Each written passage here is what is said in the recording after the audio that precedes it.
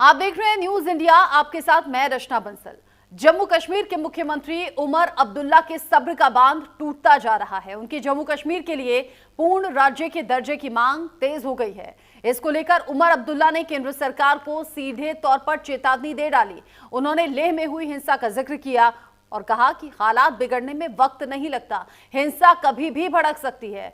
उमर अब्दुल्ला ने कहा कि जम्मू कश्मीर का राज्य का दर्जा बहाल करना लोगों का मौलिक अधिकार है और सरकार को लोगों के धैर्य का गलत मतलब नहीं निकालना चाहिए, क्योंकि हालात कभी भी बिगड़ सकते हैं। उन्होंने कहा कि हम नहीं चाहते कि यहां निर्दोष लोगों को कष्ट सहना पड़े। लद्दाख में चंद घंटों में फायरिंग हुई और बेगुनाहों की जान चली गई।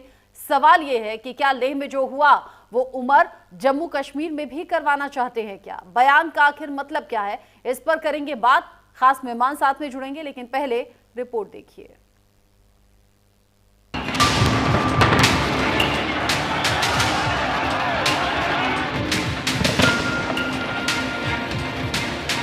लोग फिलहाल सब्र से काम ले रहे हैं। इस चीज का नाजायज फायदा भी उठाना नहीं चाहिए। हालात बिगड़ने में टाइम नहीं लगता। मैं अपील करता हूं सोनम वांगचुक के बाद उमर अब्दुल्ला केंद्र सरकार को उसका वादा याद दिला रहे हैं। वादा जम्मू कश्मीर को पूर्ण राज्य के दर्जे को दोबारा बहाल करना। 6 साल पहले जम्मू कश्मीर से अनुच्छेद 370 हटाया गया था। तब जम्मू कश्मीर से पूर्ण राज्य का दर्जा भी वापस ले लिया गया था। तभी से जम्मू कश्मीर के राजनीतिक दल ये मांग कर रहे हैं कि उनके राज्य को फिर से पूर्ण राज्य का दर्जा मिले। लेकिन उमर अब्दुल्ला ने जो बयान दिया है, उससे अब लगने लगा है कि पूर्ण राज्य के दर्जे पर अब उमर अब्दुल्ला का सब्र टूटता जा रहा है। बननी नहीं चाहिए, क्योंकि जैसे मैंने अपनी तकरीर में कहा, हालात बिगड़ने में टाइम नहीं लगता और हम नहीं चाहेंगे कि यहाँ दोबारा बेगुनाह लोगों की खून जो है वो बहाई जाए। हम पुरअमन तरीके से अपनी बात जो है वो करते रहेंगे। स्टेटहुड हमारे ऊपर कोई एहसान नहीं है। मरकजी हुकूमत के तरफ से जम्मू कश्मीर के लोगों के साथ क्या हिंदुस्तान की सुप्रीम कोर्ट के साथ वादा है। उन्होंने बार बार सुप्रीम कोर्ट को कहा कि ये 3 स्टेप होंगे, पहले डिलिमिटेशन, फिर इलेक्शन, फिर स्टेटहुड। 2 कदम तो उठा लिए, डिलिमिटेशन भी हुआ, इलेक्शन भी हुए। अब स्टेटहुड का वादा जो है वो पूरा करना है। उमर की पार्टी नेशनल कॉन्फ्रेंस ने पिछले साल विधानसभा चुनाव में जीत हासिल की, लेकिन सीएम बनने के कारण उमर अब्दुल्ला को ये बात खाई जा रही है कि वो पूर्ण राज्य जम्मू कश्मीर के पावरफुल सीएम नहीं है, बल्कि केंद्र शासित प्रदेश के मुख्यमंत्री हैं। दरअसल 5 अगस्त 2019 को 370 हटने के बाद मोदी सरकार ने जम्मू कश्मीर को 2 हिस्सों में बांटकर लद्दाख और जम्मू कश्मीर को केंद्र शासित प्रदेश बना दिया, जिसके बाद मोदी सरकार के फैसले को सुप्रीम कोर्ट में चुनौती दी गई। लेकिन सुप्रीम कोर्ट ने मोदी सरकार पर पूर्ण राज्य का दर्जा देने के लिए कोई डेडलाइन नहीं दी। हालांकि सरकार ने ये पहले ही साफ कर दिया था कि समय आने पर जम्मू कश्मीर में पूर्ण राज्य का दर्जा बहाल कर दिया जाएगा। क्यों धमकियां दे रहे उमर अब्दुल्ला? 370 हटने के बाद 2 भागों में बांटा जम्मू कश्मीर। जम्मू कश्मीर और लद्दाख केंद्र शासित प्रदेश बने। सुप्रीम कोर्ट में सरकार के फैसले को चुनौती दी गई।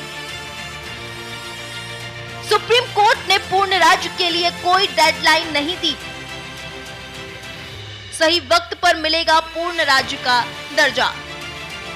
वो दिन भी जल्द आएगा जब जम्मू और कश्मीर फिर से राज्य के रूप में अपना फ्यूचर और बेहतर बनाए।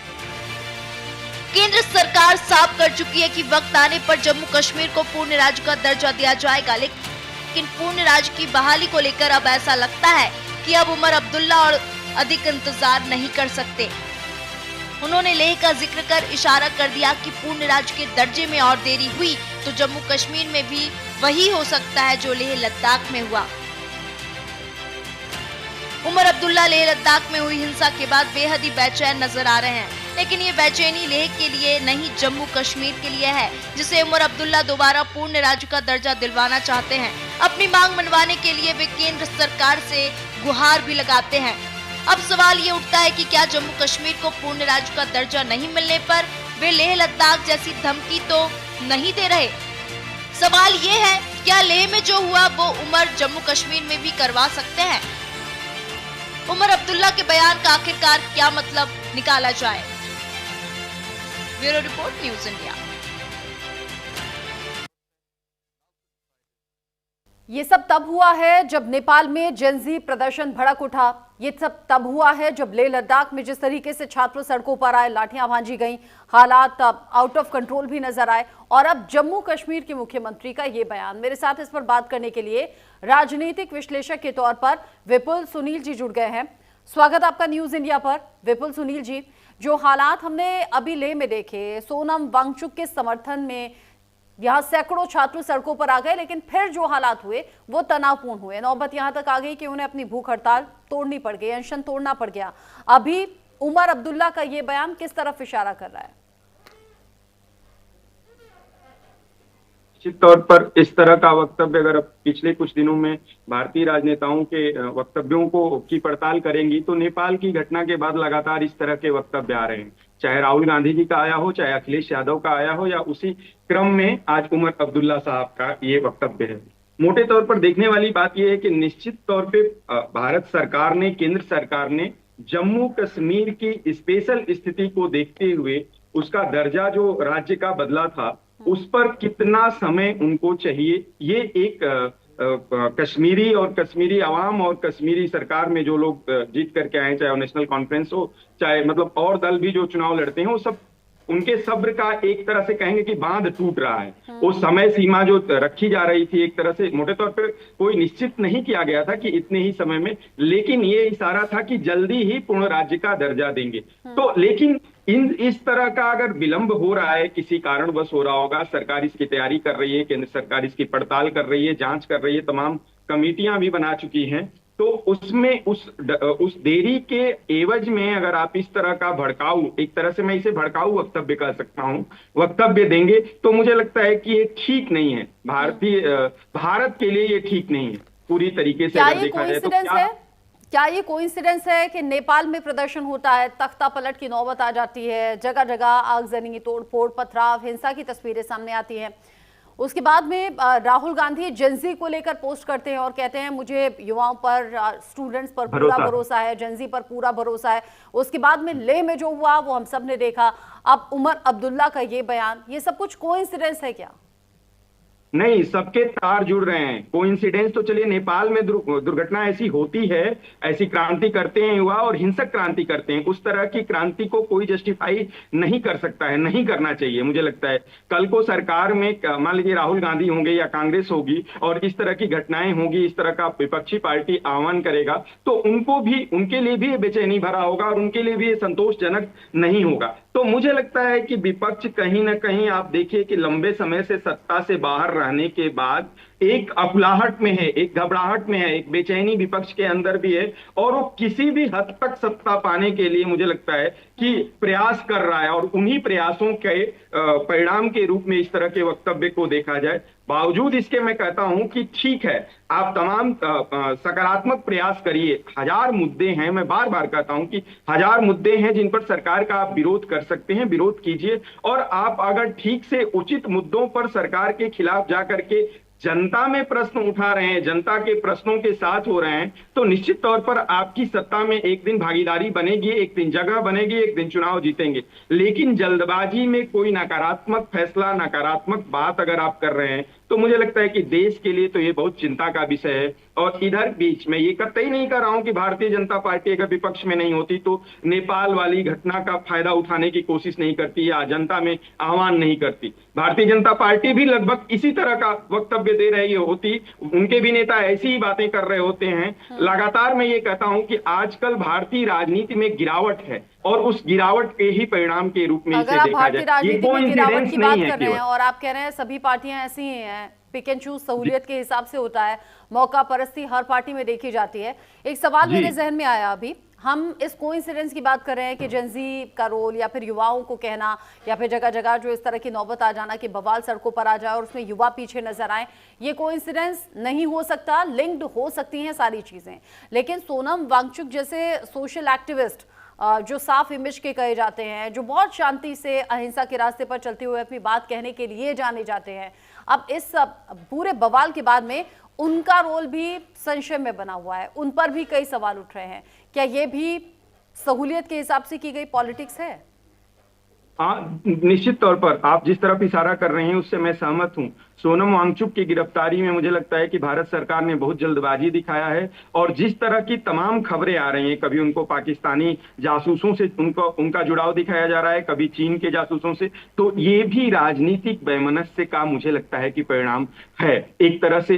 कल तक वही सोनम वांगचुक, आपको याद होगा श्रोभी जी, आप देख रही हैं, मीडिया में हैं, आप सारी चीजों को, सारी घटनाएं, इतिहास, राजनीति का आपको पता होगा कि वही वांगचुक भारतीय जनता पार्टी को नहीं अखरते थे, लेकिन भारतीय जनता पार्टी के खिलाफ अगर उन्होंने भारतीय जनता पार्टी से मांग की, अनशन लंबे समय से चल रहा था और उसमें कोई हिंसा भड़कती है, जिस हिंसा को सोनम वांगचुक ने, अब पर्दे के पीछे क्या कर रहे हैं ये तो नहीं पता मुझे, लेकिन जो सामने से दिखलाई पड़ रहा है उसमें उन्होंने सीधे शब्दों में हिंसा की भर्त्सना की है और उन्होंने कहा है कि ये रास्ता मेरा नहीं था। उन्होंने कहा है, मेरे पीछे महात्मा गांधी की तस्वीर लगी हुई है, उन्होंने कहा था कि अहिंसा के रास्ते यानी गांधी के रास्ते पर बैठ करके मैं लद्दाख के लिए वो मांग रहा हूं, जो भी मेरी डिमांड है मैं लद्दाख के लिए अहिंसा के रास्ते से लूंगा। और हिंसक होते ही युवाओं के उन्होंने अपने अनशन को तोड़ दिया और उन्होंने कहा कि जो जिस लिए वो बैठे थे वह सही नहीं, उसको अटका दिया गया, उस रास्ते को छोड़ना पड़ रहा है, उन्हें अनशन तोड़ना पड़ रहा है, क्योंकि अनशन के रास्ते से वो चाहते थे लद्दाख के लिए दर्जा के लिए वो लंबे समय से जो प्रयास कर रहे हैं, और उनके प्रयास, उन पर देखिए कि फिल्में बनती हैं, उनके काम को, उनके पुरस्कार को, इन सब चीजों को इतना जल्दबाजी में प्रतिक्रियावादी होकर के नजरअंदाज नहीं किया जाना चाहिए था मेरे हिसाब से। मैं जो अभी तक देख सुन पा रहा हूं, हालांकि एक कहावत है श्रुभी जी की, हमाम में सब नंगे हैं, अगर पीठ पीछे ये हो, ऐसा हो कि जांच हो और उसमें निकल करके कल को आता है कि सोनम वांगचुक की भी भूमिका है इस हिंसा में और दिखाने के दांत उनके दूसरे थे और खाने के दांत दूसरे थे, तो तब तो ठीक है भारत सरकार का फैसला। अगर लेकिन एक फिर भी तरफ मैं भारत कहूंगा सरकार, कि ठीक है विपुल जी, एक तो रचना मेरा नाम है, भारत सरकार जो बार बार कह रही है कि इसके पीछे कोई प्लानिंग हो सकती है, सुनियोजित हो सकता है, या इमेज पर जो सवाल उठ रहे हैं सोनम वांगचुक की, आप कह रहे हैं गिरफ्तारी में जल्दी कर दी। अब जो लोग सोनम वांगचुक के समर्थन में सड़कों पर आए, जो जेनजी, जो युवा सड़कों पर आए, क्या वो गिरफ्तारी के बाद और नहीं भड़क सकते? क्या इस बात का ख्याल सरकार को नहीं रखना चाहिए था? अगर वो अपनी कुछ मांगों को लेकर सड़कों पर आए भी तो क्या उनसे बात नहीं होनी चाहिए थी? दूसरा, बतौर राजनीतिक विश्लेषक, टाइमिंग्स कितना ज्यादा इंपॉर्टेंट होती हैं राजनीति में इस तरह के मुद्दों को लेकर?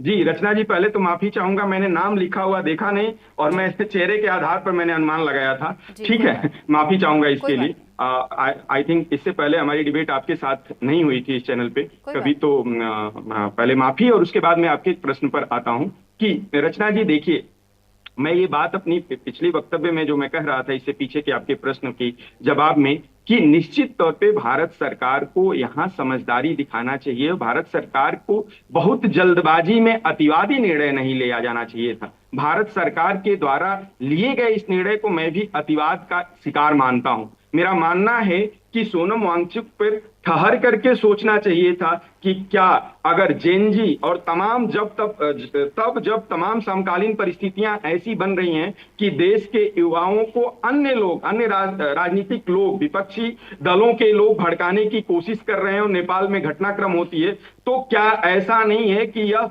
जेनजी जो लद्दाख का है वह स्वतः स्फूर्त और किसी के वक्तव्य से प्रभावित होकर के, संचालित होकर के इस तरह का प्रदर्शन करता है, आगजनी करता है और हिंसक कार्रवाई करता है, भाजपा के मुख्यालय को जो है जलाता है? तो मुझे लगता है कि इसको थोड़ा ठहर के इसकी जांच की जानी चाहिए। सरकार के पास तमाम एजेंसी है, तमाम तरह की रिसोर्सेज हैं जिसके माध्यम से वो दूध का दूध और पानी का पानी कर सकती है। दूध का दूध और पानी का पानी किए बिना सोनम वांगचुक की इस गिरफ्तारी को मैं जायज नहीं ठहराता हूं। और आपकी बात में बिल्कुल सही है, उसकी आशंका है कि सोनम वांगचुक की गिरफ्तारी के बाद देश भर के सोशल मीडिया को उठा लीजिए, देश भर में जिस तरह से उसका विरोध हो रहा है, जिस तरह से सरकार की कह सकते हैं कि आलोचना हो रही है, उससे आप कह सकते हैं कि आने वाले समय में लद्दाख में सोनम वांगचुक की गिरफ्तारी से एक नए हालात उपज सकते हैं। हालांकि और वो हालात अगर हिंसक बनते हैं हालांकि तो उमर निश्चित अब्दुल्ला तौर के पे बयान सरकार का इसके लिए मैं दोषी समर्थन बनी नहीं कर रही,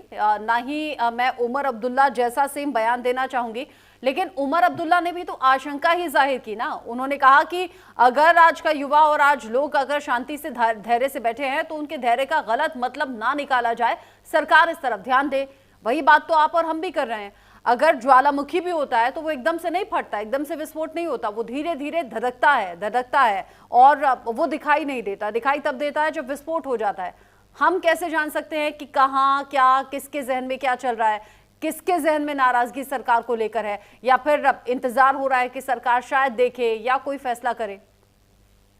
रचना जी, फिर भी उमर अब्दुल्ला ने जो वक्तव्य दिया है, मुझे लगता है कि उस तरह के वक्तव्य से वो मुख्यमंत्री हैं, नेता हैं, जम्मू कश्मीर के बड़े बहुत सारे युवाओं के आइडियल हैं, तो उनको इस तरह के वक्तव्य देने से बचना चाहिए। हम आप चर्चा कर रहे हैं, ये चर्चा का प्लेटफॉर्म है, यहाँ कहना और चीजों का विश्लेषण करना दूसरी बात होती है। लेकिन वो कह रहे हैं, उन्होंने बिल्कुल इस अपने वक्तव्य में ये भी कहा है कि वो नहीं चाहते कि बेगुनाहों का खून बहाया जाए और युवाओं का खून बहे, लेकिन वक्तव्य देते हुए इतनी सावधानी बरतनी चाहिए। और जब आप उदाहरण के तौर पे कोई किसी घटना का जिक्र कर रहे होते हैं और बीइंग अ सीएम, आप सीएम हैं, वहां एक राजनीतिक दल के मुखिया हैं, तो निश्चित तौर पर इसका ये एक विश्लेषण बनता है, इसका ये मतलब अर्थ निकाला जाएगा कि आप कहीं ना कहीं जम्मू कश्मीर के युवाओं में एक रोष पैदा करना चाह रहे हैं और उनको उदाहरण दिखा रहे हैं।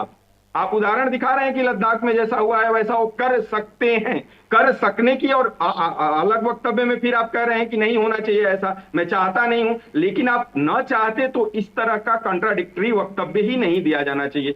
सिरे से मैं इस वक्तव्य को कहता हूं कि इस वक्तव्य से युवा प्रभावित हो सकते हैं, युवाओं द्वारा ऐसी हिंसा की संभावना जताई जा सकती है। हालांकि कई बार होता क्या है कि स्वतः स्फूर्त ये सारी घटनाएं होती हैं, किसी के बहुत वक्तव्य से बहुत मतलब नहीं होता है, लेकिन कई बार वक्तव्य आग में घी डालने का काम करता है। तो ये इसकी संभावना बिल्कुल बनी रहेगी कि उमर अब्दुल्ला के वक्तव्य के बाद जम्मू कश्मीर के युवाओं का जो रोष होगा, जो अलग राज्य का, स्वतंत्र राज्य का दर्जा का जो लड़ाई है, उसको लेकर के वो हिंसक हो सकते हैं। इससे बचना चाहिए था मेरे हिसाब से। तो अब माहौल बिगड़ने में टाइम नहीं लगता, या फिर कब लोग भड़क जाएं, इस तरह की बातें उन्होंने कह दी हैं। धैर्य को गलत तरीके से ना देखा जाए, इस तरफ भी ध्यान दिया चाहिए। उमर अब्दुल्ला ने बातें तब कही हैं जब लेह में हमने देखा किस तरीके से बवाल हुआ और उसका नतीजा क्या हुआ।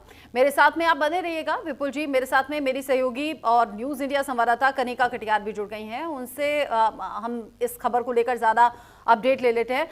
कनिका, नेपाल में जो हुआ वो किसी से छिपा नहीं, उसके बाद लेह का नंबर आया और इस बीच राहुल गांधी ने पोस्ट भी किया था जेनजी युवाओं और स्टूडेंट्स को लेकर। अब उमर अब्दुल्ला का ये बयान, क्या ये सब कुछ कनेक्टेड है? देखिए, जिस तरह से लेह में लगातार पूर्ण राज्य के दर्जे को लेकर लगातार प्रदर्शन हुआ, उसके बाद जो है सोनम वांगचुक की गिरफ्तारी हुई एनएसए के तहत, और एक लंबे समय से 2 दिन करीबन जो है ये प्रोटेस्ट चला, जिसमें बीजेपी के तमाम जो पार्टी कार्यालय थे वहाँ पे लोगों ने प्रोटेस्ट किया। खास तौर पे जेनजी समुदाय ने जो है स्टेटहुड को लेकर प्रदर्शन किया। उसके पहले राहुल गांधी ने एक ट्वीट किया था जिसमें उन्होंने कहा था कि जेनजी जो है वो संविधान को बचाएंगे। तो बिल्कुल जाहिर सी बात है कि इस तरह की चीज़ें जो हैं नेपाल के बाद अब भारत में भी देखने को मिल रही हैं। हालांकि कल अगर हम बात करें तो जम्मू कश्मीर के मुख्यमंत्री हैं, उन्होंने कल बयान दिया है कि क्योंकि केंद्र सरकार ने पूर्ण राज्य के दर्जे की वादे जो है वो कहीं ना कहीं जम्मू कश्मीर और लद्दाख से किए थे। तो कल उमर अब्दुल्ला का ये बड़ा बयान आया है कि लद्दाख के बाद इस तरह की परिस्थिति जो है वो जम्मू कश्मीर में बन सकती है। हालांकि क्या ये परिस्थिति को बनाने की कोशिश की जा रही है, ये बहुत बड़ा सवाल है, क्योंकि इस तरह के बयान देकर क्या वो जेनजी समुदाय को कहीं ना कहीं प्रोवोक कर रहे हैं इस चीज़ के लिए, ये भी अपने आप में एक क्वेश्चन रेज हो रहा है। लेकिन बिल्कुल कहीं ना कहीं स्टेटहुड को लेकर लगातार जो है लद्दाख से जो बात शुरू हुई थी वो अब जम्मू कश्मीर पहुंच गई है। और क्योंकि जम्मू कश्मीर के मुख्यमंत्री ने ये बयान दिया है, उससे पहले राहुल गांधी भी अपने ट्विटर हैंडल पे ट्वीट कर चुके हैं, तो कहीं ना कहीं नेपाल में जिस तरह का प्रदर्शन जेनजी ने किया था उस तरह की तस्वीरें जो है भारत में देखने को मिल रही हैं। हालांकि लद्दाख में जिस तरह का प्रदर्शन किया गया था उसके बाद जो है जम्मू कश्मीर में भी तमाम तरह की टिप्पणियां जो है अलग अलग राजनीतिक दल की आई हैं। हालांकि सोनम वांगचुक की गिरफ्तारी के बाद भी ऑपोजिशन ने लगातार इसको एक मोहरा बनाया और सवाल सरकार से पूछे हैं, क्योंकि लगातार स्टेटहुड की बात की जा रही है। तो ऑपोजिशन लगातार ये कह रहा है कि सरकार ने जब प्रॉमिस किया था कि वो स्टेटहुड अनाउंस करेंगे तो आखिरकार क्यों नहीं कर रही है। वहीं अगर हम सरकार की बात करें तो सरकार जो है साफ तौर पे ऑपोजिशन को टारगेट कर रही है कि ऑपोजिशन जो है इस तरह के मुद्दों को भड़काने की कोशिश कर रहा है। लेकिन अपने आप में ये बड़ा बयान जो है वो मुख्यमंत्री का आया है जो कि जम्मू कश्मीर के हैं। उनका कहना है कि इस तरह की परिस्थिति जो है वो जम्मू कश्मीर में बन सकती है। अगर मैं इन शॉर्ट ये कहूँ कि क्या लेह लद्दाख के बाद जम्मू कश्मीर का नंबर है, तो ये सवाल जायज होगा क्या, सही होगा क्या? क्योंकि सब कुछ कनेक्टेड दिखता है, इधर पोस्ट होता है उधर बवाल हो जाता है, फिर उमर अब्दुल्ला कहते हैं अगर इन फ्यूचर जम्मू कश्मीर में बवाल होता है तो क्या उससे चौंकना चाहिए या समझें कि पहले से सुनियोजित था? देखिए, मुझे लगता है कि लद्दाख में जिस तरह की परिस्थिति बनी, हिंसा कहीं भी नहीं होनी चाहिए, चाहे वो कुछ भी क्यों ना हो। और सबसे बड़ी बात ये कि जब किसी राज्य के मुख्यमंत्री इस तरह की बात करते हैं तो जाहिर सी बात है कि पब्लिक के बीच में आप एक संदेश देने की कोशिश करते हैं। क्योंकि कल उमर अब्दुल्ला ने जो बयान बोला कि जम्मू कश्मीर में भी इस तरह की परिस्थिति बन सकती है, यानी कि ये भी कह सकते हैं इस चीज़ को लेकर कि कहीं ना कहीं वो एक इंडिकेशन, एक मैसेज देने की कोशिश कर रहे हैं। लेकिन अब देखना होगा कि जम्मू कश्मीर में क्या स्टेटहुड को लेकर किस तरह की स्थिति खराब होती है, क्या वहाँ के लोग भी इस तरह की मांग करते हैं। लेकिन कहीं ना कहीं अब लगातार सरकार और बीजेपी के लोग जो हैं वो उमर अब्दुल्ला पे हमलावर भी हैं और यही कह रही है सरकार की लगातार ऑपोजिशन की जो पार्टीज है वो इस तरह के प्रोपेगेंडा को प्रोवोक करने की कोशिश कर रही हैं। हालांकि जम्मू कश्मीर के मुख्यमंत्री का जो बयान आया है उसके बाद जो है सियासत में तमाम जो बयानबाजी है वो शुरू हो चुकी है। लेकिन ये देखना होगा कि जम्मू कश्मीर में भी क्या बीजेपी और सरकार सिर्फ हमलावर है या फिर क्या कोई बातचीत की भी यहाँ गुंजाइश नजर आ रही है? क्योंकि लेह लद्दाख में जो कुछ हुआ उसको लेकर कहा यह जा रहा था कि लोगों में असंतोष जरूर था, लेकिन वहां लोगों से, आम लोगों से लगातार संपर्क में थी सरकार। गृह मंत्रालय लगातार नजर बनाए हुआ था, लोगों से बातचीत कर रहा था ताकि लोगों की भावनाएं किसी तरीके से भड़के नहीं, किसी तरीके से कोई बवाल ना हो। बावजूद इसके ये हुआ। अगर जम्मू कश्मीर से ये सुर खुद मुख्यमंत्री ने निकाले हैं तो क्या सरकार की तरफ से सिर्फ कटाक्ष किया जाएगा या बातचीत कुछ हो सकती है? देखिए, बिल्कुल जाहिर सी बात है जिस तरह से लेह में परिस्थिति खराब हुई थी, लद्दाख में लगातार जेनजी का प्रोटेस्ट हुआ था, लगातार होम मिनिस्ट्री ने लोगों को एक संदेश देने की कोशिश की थी कि आप लोग बातचीत करके जो है इस तरह की चीज़ों को सॉल्व कर सकते हैं, लेकिन प्रदर्शन नहीं हो सकता और प्रदर्शन नहीं भी करना चाहिए क्योंकि लोकतंत्र में हमें आज़ादी है अपनी बात रखने की, लेकिन हिंसा करने की आज़ादी किसी को भी नहीं मिलती है। और जाहिर सी बात है कि जिस तरह के बयान अब उमर अब्दुल्ला की ओर से आए हैं कि जाहिर सी बात है कि केंद्र सरकार के लोग जो है अब वहाँ पर जो स्टेट लीडरशिप होगी वो बात करेगी जरूर इस चीज को लेकर। लेकिन बिल्कुल सरकार की ओर से लगातार इस पूरे मामले को लेकर बातचीत का दौर भी लगातार जारी था और हालांकि सरकार लगातार अपील भी यही कर रही थी कि बातचीत करके चीज़ों को सॉल्व कर सकते हैं, लेकिन प्रदर्शन, हिंसा नहीं होनी चाहिए। हालांकि सोनम वांगचुक को जिस तरह से अरेस्ट किया गया उसके बाद लगातार जो है ऑपोजिशन की तमाम जो पार्टीज है वो सरकार पे हमलावर थी। उनकी वाइफ का स्टेटमेंट आया, वहाँ के आम लोगों का स्टेटमेंट आया, इस तरह की चीज़ें देखने को मिली है। लेकिन अब देखना ये होगा कि आगे क्या परिस्थिति बनती है और सरकार होने से काम नहीं चलेगा। हालात पर नजर बनाए रखनी चाहिए, बातचीत करनी चाहिए, बातचीत से ही बीच का रास्ता निकालने तो बेहतर होगा। विपुल जी, आपका एंड कमेंट? था उसी बात में जोड़ूंगा कि सरकार को जल्दबाजी नहीं दिखाना चाहिए था और एक जांच की आप कमेटी बनाइए, समिति बनाइए, तमाम जांच एजेंसियां हैं जिसके बारे में कहा जा रहा है कि आप आए दिन उसका दुरुपयोग कर रहे हैं, तो उसका सदुपयोग कीजिए, दुरुपयोग न करके सदुपयोग कीजिए और जांच करिए सोनम वांगचुक पर। और ठीक से अगर उनकी कहीं भी संलिप्तता पाई जाती है हिंसा के लिए, तो कोई भी हो, किसी को भी छोड़ना नहीं चाहिए। निश्चित तौर पर आप जीरो टॉलरेंस वाली नीति पर काम करिए, लेकिन बिना जांच किए। और एक सामाजिक कार्यकर्ता को जिसका निश्चित तौर पर राजनीति से, कोई राजनीतिक दल से लेना देना सीधे तौर पर नहीं है, तो उसको उसकी गिरफ्तारी से आप जानते हैं कि हालात बिगड़ सकते हैं। हम लोग बातचीत कर रहे थे अभी रचना जी, तो बातचीत में ये बात आपने कही थी कि हालात बिगड़ते वक्त नहीं लगता है। हम सब जानते हैं कि हालात कभी भी बिगड़ सकता है, तो आप क्यों ऐसी घटनाओं को, और क्योंकि सरकार में बैठी हुई जो पार्टी है, सत्ताधारी जो दल हैं, उन्हें तो विशेष ध्यान रखना चाहिए कि देश में कहीं भी किसी भी तरीके से इस तरह के हालात ना पनपे। बहुत शुक्रिया विपुल सुनील जी साथ में जुड़ने के लिए, साथ ही कनिका कटियार बहुत शुक्रिया इस खबर को लेकर पूरा अपडेट हमारे दर्शकों तक पहुंचाने के लिए। छोटा सा ब्रेक यहां पर ले रहे हैं, लौटेंगे।